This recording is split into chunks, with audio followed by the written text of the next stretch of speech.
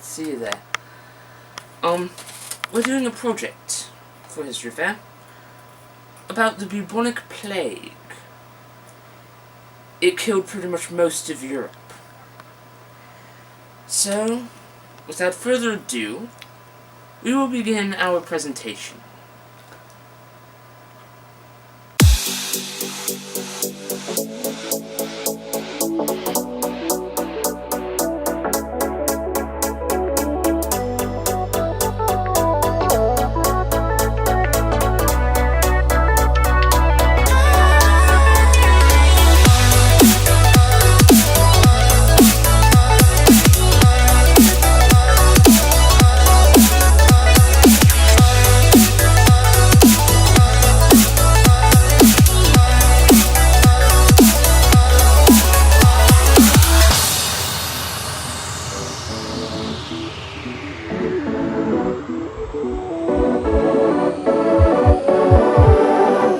Plague is a bacterial infection found mainly in rodents and their fleas, but via those fleas it can sometimes lead to humans. When it does, the outcome can be horrific, making plague outbreaks the most notorious disease episode in history.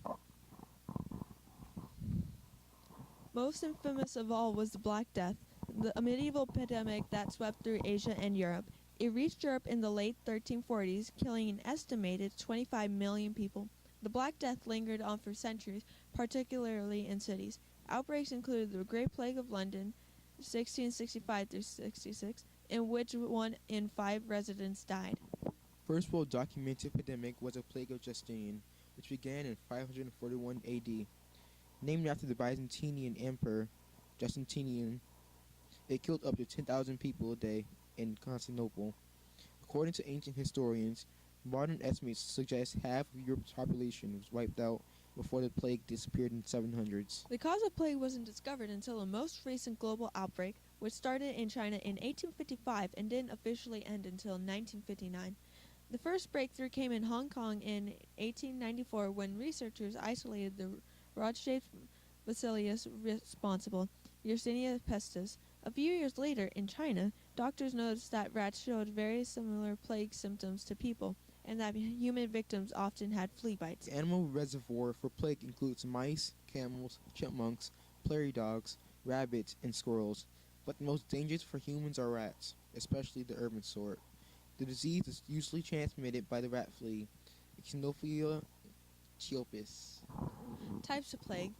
Bubonic plague. The disease's most common form refers to telltale bones, painfully swollen lymph nodes that appear around the groin, armpit, or neck.